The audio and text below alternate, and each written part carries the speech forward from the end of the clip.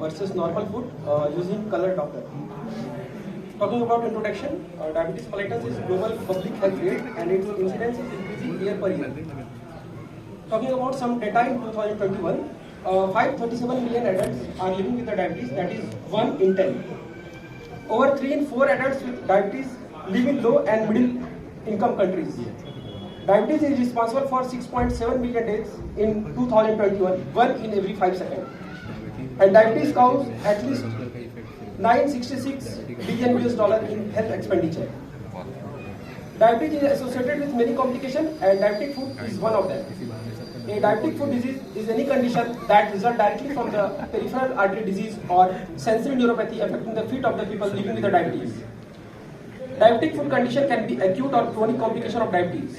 Presence of several characteristic diabetic foot pathologies such as infection, diabetic foot ulcer, and neuropathic osteoarthropathy, which is called diabetic foot syndrome. The resulting bony deformity is known as Charcot's foot. So far, there are very few studies regarding the changes in the arteries in the patient of diabetic. Talking about pathogenesis, it is multifactorial. It can be due to angiopathy, it can be due to neuropathy, and there are several predisposing, triggering, and aggravating factors. In neuropathy, it can be due to motor neuropathy, sensory neuropathy, and autonomic neuropathy.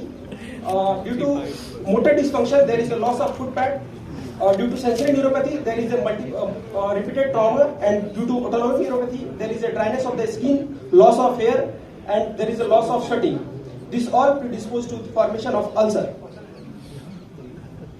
This diagram is also explaining the pathogenesis of diabetic foot, that is neuropathy and vascular insufficiency.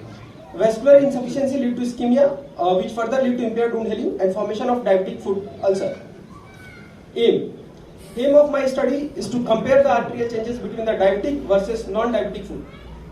Objective is to calculate the diameter of main artery supplying the foot, that is dorsalis pedis and posterior tibial artery. My objective is also to calculate the resistive flow index of the main artery supplying the foot and to correlate the resistance with glycated hemoglobin level. We have taken 25 patients as a case and 25 patients as a control. Case that are diagnosed case of diabetic foot is between 45 to 72 years, including 8 females and 17 male. And control similar age group peoples but non-diabetic, normal carbohydrate and lipid metabolism without symptoms of lower limb ischemia. Normal carbohydrate and lipid metabolism defined as normal fasting blood glucose level, family history free of diabetes, normal cholesterol level, normal blood pressure value, and there is no history of smoking. Material and methods. Doppler examination were performed. Examination conducted in supine position with limb bent at knee at angle of 90 degrees. D-mode assessment were done to evaluate the external diameter of vessels and vessels wall thickness. Glycated hemoglobin values noted in both case and control group, and resistance flow index is calculated. Result: this is a right dorsalis pedis diameter in millimeter 2.60, left dorsalis right posterior and left posterior. In this slide, I have compared both the group, that is diabetic group and control group, and clearly we can see that there is significant difference in a diameter of artery. Here, left dorsalis pedis diameter is 2.5 mm, while left dorsalis pedis in case of control group it is 2.3 mm.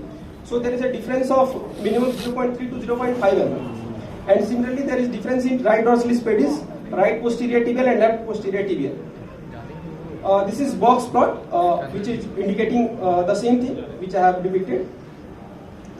Resistive index, this is basically the resistance to the blood flow caused by the microvascular bed distal to the site of measurement.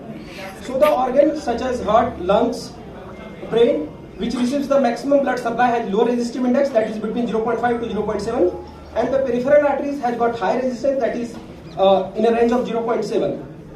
Here I have charted the glycated hemoglobin level and resistance flow index, and we can clearly see that as the value of glycated hemoglobin level is increased, the resistive flow index is also increasing. And in control group, we can see the resistive index is within normal limit, that is between 0.5 to 0.6%.